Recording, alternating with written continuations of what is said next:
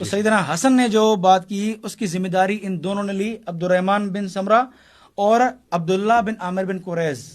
ٹھیک ہے، تو ہم دیکھتے ہیں کہ ایک طرف سیدنا معاویہ ہے اور ایک طرف سیدنا حسنین کریمین، اور بیچ میں یہ دو شخصیات نظر آتے ہیں. جی. ہم دیکھتے ہیں کہ کیا ان میں سے کسی نے یہ کہا کہ بھئی شرائط ہوئی ہیں، ان شرائط کی خلاف ورزی ہوئی ہے یا شرائط کے بغیر ہوا ہے؟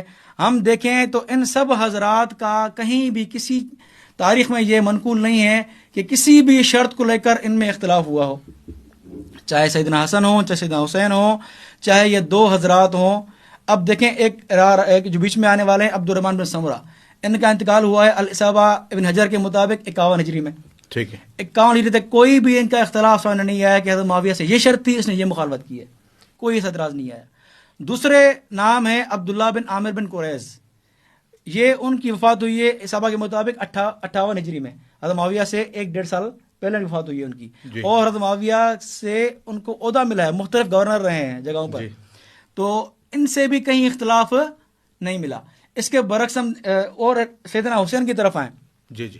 سیدنا حسین رضی اللہ عنہ سیدنا حسن کی وفات کے بعد، جس طرح کہ البدایہ والنہایہ میں ہے کہ سیدنا حسین رضی اللہ عنہ جاتے تھے حضرت معاویہ کے پاس، اور حضرت معاویہ ان کا اکرام کرتے تھے اور ان کو ہدیے دیتے تھے. یہاں تک کہ جب سیدنا حسن کی وفات ہوئی تو کوفہ والوں نے خط لکھے سیدنا حسین رضی اللہ عنہ کو کہ آپ کے بھائی کا انتقال ہو گیا ہے، اب آپ ایسا کریں مل جائیں ہمارے ساتھ، آپ جنگ کریں معاویہ رضی اللہ عنہ سے. تو حسن نے کہا کہ نہیں، ان علیہ احد، کہ میرے اوپر ذمہ داری ہے اور ہمارا عہد ہے.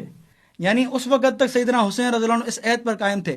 اگر سیدنا معاویہ کی طرف سے کوئی بھی مخالفت ہوتی ہے کسی بھی شرط کی، میں کسی شرط کا نام نہیں لے رہا کہ بھئی خلفاء کی تباہ ہو، فلاں ہو فلاں ہو فلاں ہو، اس بحث میں جانے کی کوئی ضرورت ہی نہیں ہے. ٹھیک ہے.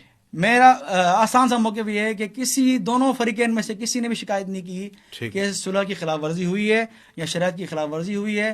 اس لیے جب دونوں طرف سے، جب صلح کرنے والے اور صلح کے بیچ میں گواہان جو تھے، ان دونوں میں کوئی اختلاف واقع نہیں ہوا، تو ہم یہ نہیں کہہ سکتے کہ بھئی جو شرائط پائی تھیں ان میں کوئی اختلاف ہوا تھا یا کوئی مخالفت ہوئی تھی، ایسی کوئی بات نہیں ہے. تو جو کرنے والے ہیں، صلح کرنے والے، ان میں اختلاف نہیں نقل منقول. تو بعد والے اگر کہتے ہیں کہ بھئی یہ نہیں ہوا، بعد والے تو کہتے ہیں ہوئی بھی ہے. ایسے مورخین بھی ہیں جنہوں نے کہا کہ حضرت معاویہ نے صلح کی شرائط کو پورا کیا، ایسے علماء بھی ہیں. اور ایسے حوالے ملتے ہیں مورخین کے کہ فلاں فلاں شرط کو جو پورا نہیں کیا گیا. لیکن معیار اس طرف حسنین کریمین ہیں، بیچ والے صلح کرنے والے ہیں، اور اس طرف معاویہ رضی اللہ عنہ ہیں. اگر ان سے کوئی اختلاف منقول ہے تو پھر ہم مانیں گے کہ ہاں واقعی اختلاف ہوا ہے. ٹھیک ہے.